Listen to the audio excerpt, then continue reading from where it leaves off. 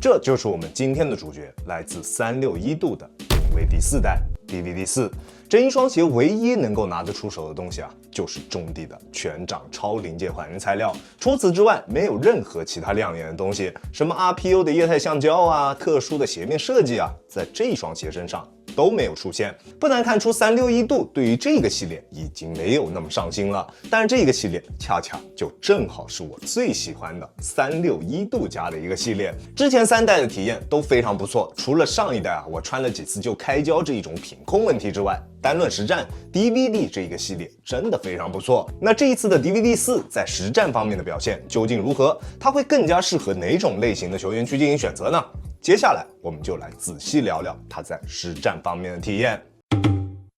抓地表现只能算比较一般，在干净的场地上，它确实能有不错的抓地表现，但是一旦场地上面有灰尘，它的止滑效果就会出现比较明显的下降。好在它的耐磨表现足够出色，外底的纹路够粗够深，硬度也比较可观，在硬度计的测试下，读数能够达到70左右，只要不是用来打水泥地啊，它都 OK。而且361度的篮球鞋啊，大家也都知道，等再过个一段时间，这一双鞋卖个100多、200多都非常正常。等到了那个时候，那再买一双拿来打打外场，也完全不会心疼，对吧？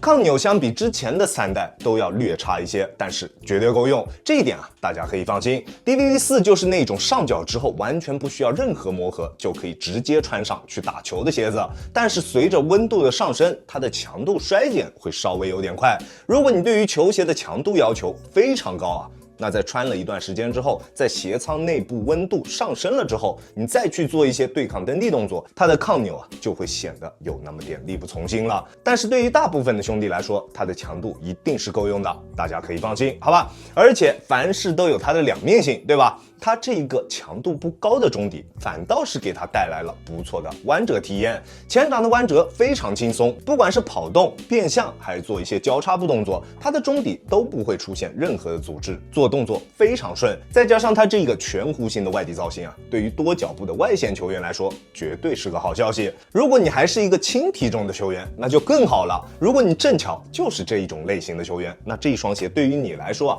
强度又够，灵活性又好，说不定你会挺喜欢的。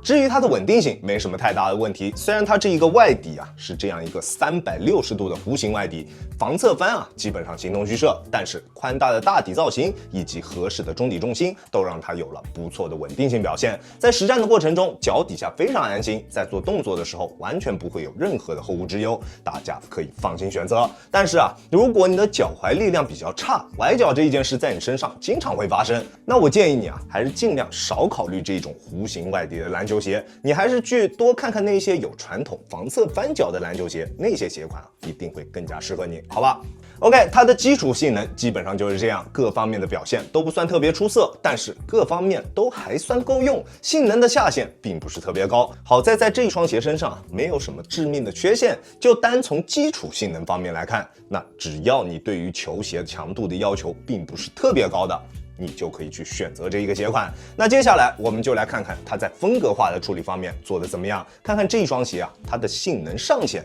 究竟能到哪儿，也看看它会更加适合哪种类型的球员去进行选择。首先在脚型适配方面，这一次 DVD4 代的鞋楦啊，明显会比之前的2代要宽了一些。在系带系统方面也比较普通，并没有给到我们任何的动态鞋带孔，对于窄脚非常不友好。我在穿这一双鞋的时候，即使是把鞋带拉得非常紧啊，前掌还是挺宽的，所以这一双鞋会更加适合宽脚的兄弟们去进行选择。不过它的整体锁定表现没有任何问题，虽然对于像我这一种脚型偏窄的人来说，前掌的锁定确实不算特别出色，在变向的时候，双脚在鞋内会出现比较明显的位移，但是中后段的锁定非常棒，在做一些急停急起动作的时候，完全不会有任何掉跟或者是顶脚趾的情况。所以啊，如果你是宽脚，那这一双鞋的包裹锁定你一定会非常喜欢，而且不管是舒适度啊还是透气性啊，它的表现也都非常棒，而且鞋面的强度也是在线的，在对抗蹬地或者是大幅度变向的时候，鞋面能够很好的兜住我们的双脚。对于我个人而言啊， DVD4 代的鞋面系统除了它稍微偏宽了那么一点点之外，其他没有任何问题，非常棒。而至于它的中底，我真的是喜欢不起来。确实啊，它有着不错的脚感，初上脚就能感觉到中底的柔软，但是外底的这一个分区造型，在我穿了一次中底有了衰减之后，就直接能感觉到在前掌这一块外底凸起的区域啊，有一种凹凸不平的感觉，会有非常明显的异物感。在正常跑动或者是发力蹬地的时候，总感觉啊，就正好在我们的指骨位置处会缺了那么一块。特别的难受，这种感觉就像是我当时啊穿大3 6.0 Pro 的时候那种感觉一样。大3 6.0 Pro 是因为中底碳板造型而导致的，而这一次的 DVD 4代则是因为它外底的造型。如果它跟其他的一些鞋款一样，给我们在发力点位置处稍微抬高一下，那倒反而好一些，还能提供给我们更好的前掌力反馈，对吧？而这一双鞋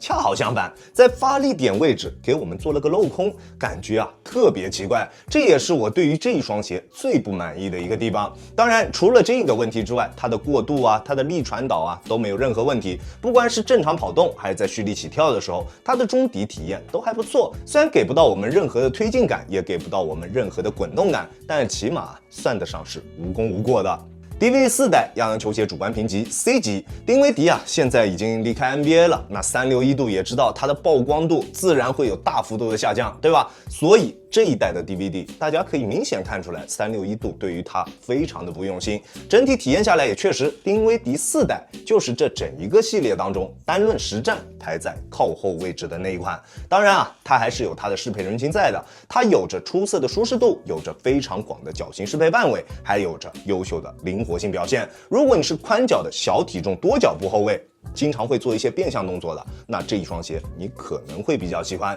DVD 这一个系列一直以来啊，都是我个人非常喜欢的一个系列，但是我大胆猜测啊，这一双可能就是这一个系列的最后一代了。就算还会有第5代，那我也不会抱太大的期望。OK， 这就是本期视频的全部内容了。再次感谢大家观看本期的亚当球鞋。如果你觉得我的视频还有点意思，欢迎大家在各大平台搜索亚当球鞋找到我，记得要点击关注哦，这会对我有非常大的帮助。好了，那我们下期视频再见吧，大家有空来做 ，Peace。